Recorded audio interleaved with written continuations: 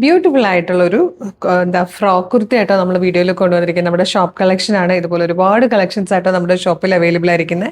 Direct വരാൻ പറ്റുന്ന എല്ലാ കസ്റ്റമേഴ്സും ഡയറക്റ്റ് തന്നെ വരണം. ആലപ്പുഴ ജില്ലയിൽ ചേർത്തലയിൽ ദേവി ക്ഷേത്രത്തിന്റെ നോർത്ത് സൈഡിലെ റോഡിലായിട്ടോ നമ്മൾ ലൊക്കേറ്റ് ചെയ്യുന്നത്.